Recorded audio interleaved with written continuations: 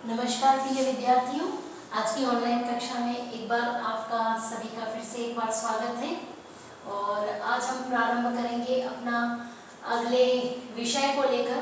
हमने पिछली कक्षाओं में वैज्ञानिक पद्धति, उपकल्पना और अन्य सारे बिंदु हम लोग शोध प्ररचना के बारे में समझ कर आए हैं कि जब भी अनुसंधान, हमने पिछली कक्षाओं में पढ़ा कि अनुसंधान प्रारूप जब हम बनाते हैं तो उसके जो चरण हैं, एक क्रमबद्ध तरीके से समस्या का चुनाव से लेकर के अंतिम निष्कर्ष और सिद्धांत तक के जो हमारे परिणाम आते हैं, उस तक हमने जब बात की तो उसमें एक जो बिंदु बीच में आता है कि तथ्यों का संग्रहण मतलब डाटा कलेक्शन।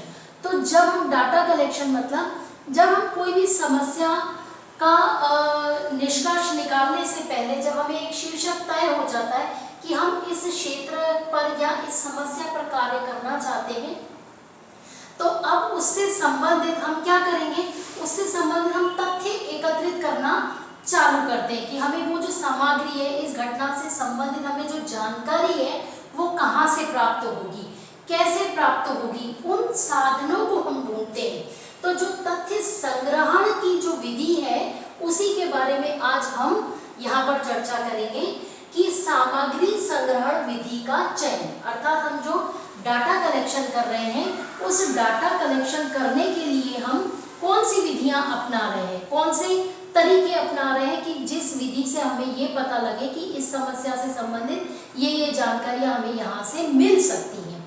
ठीक है, तो हम चलते हैं इन बिंदुओं की तरफ। तो सामग्री संग्रहण में विधि के चयन में हमें दो चीजें प्राप्त होती है। पहली क्या कि एक तो प्राथमिक आधार, यानी एक पहला प्राथमिक आधार कि हम किस आधार पर सामग्री का चयन करें। दूसरा आता है गौण आधारित सामग्री। ठीक, तो पहली बात है कि जब हम प्राथमिक आधार सामग्री को लेते हैं उसके अंतर्गत हमारा पहला बिंदु आता है सर्वेक्षण।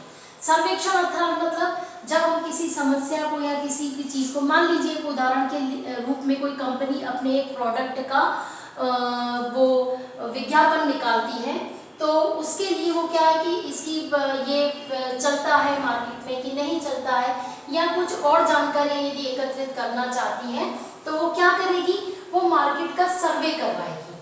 ठीक है, इस ये सर्वेक्षण पद्धति के आधार पर। अब वो सर्वे कैसा किया जाएगा, अब ये सर्वे करने के लिए भी हमारे पास में बहुत सारी चीजें आएंगी। सबसे पहले आती है प्रश्नावली, या तो हम प्रश्न बना करके जाएं और लोगों से जा करके पूछें कि ये प्रोडक्ट आप इस्तेमाल करते हैं कि कैसे करेंगे, आपको अच्छा लगता है कि नहीं करता। इस प्रकार से बहुत सारे प्रश्न बना करके आप आजकल आधुनिक युग में तो ये बहुत कुछ हो रहा है, आप देख ही रहे हैं कि कई लोग सर्वे करने के लिए आते हैं।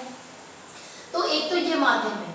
दूसरा अनुसूची, जैसे अनुसूची क्या होती है कि जैसे शैक्षणिक स्तरों पे या अन्य विभागों में जब हमें उस सर्वे करवाया जाता है, शासकीय सरकार द्वारा जब सर्वे करवाया जाता है तो वो क्वेश्चन आयर या अनुसूची बना करके उस संस्था में प्रेषित करती है और वहां से प्रश्नावली का उत्तर भर के भेजना पड़ता है।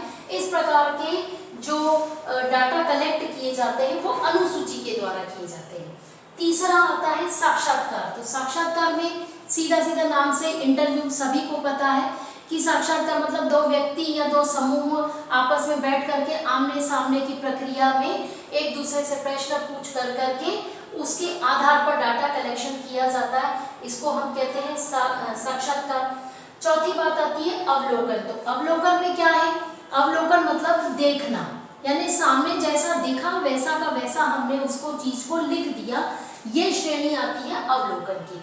तो डाटा कलेक्शन में प्राथमिक आधार सामग्री के अंतर्गत सर्वेक्षण बिंदु के अंतर्गत हम इन बातों के द्वारा ही डाटा कलेक्ट करते हैं। आगे बात आती है प्रयोग की।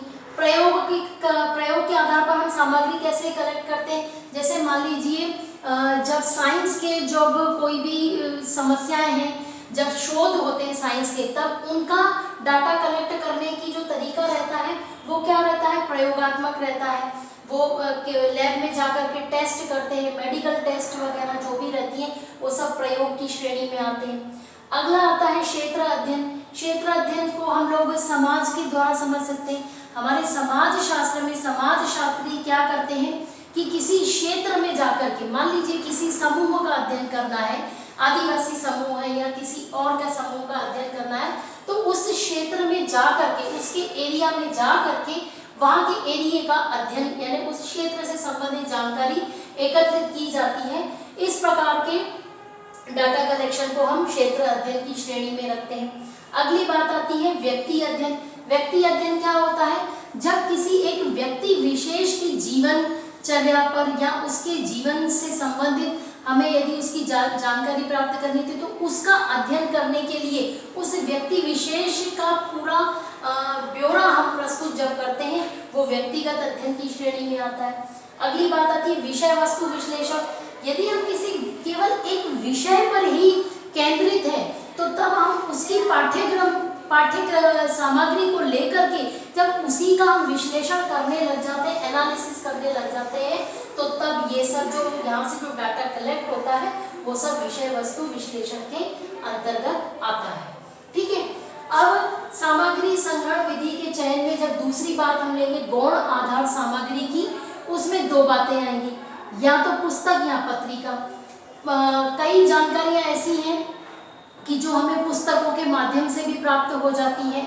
पुस्तकों के माध्यम से हमें देखने पर, उसका अध्ययन करने पर कई उसमें हमें डाटा मिल जाते हैं, तो ये हमारे लिए गौण सामग्री हुई। आजकल कई पत्रिकाएं निकलती हैं, लेख निकलते हैं, उसके आधार पर भी हमें डाटा कलेक्शन की सुविधा प्राप्त होती है। तो ये सब जो आएंगे वो आधार सामग्री इसके अंतर्गत, गौण सामग्री के अंतर्गत आएंगे। ठीक है। तो आज हमने सामग्री संग्रहण विधि के चयन के विषय में जो प्राथमिक सामग्री और गौण सामग्री की चर्चा यहाँ पे प्रस्तुत की है, और इसकी अगली कक्षाओं में कुछ और विषय लेकर आएंगे। धन्यवाद।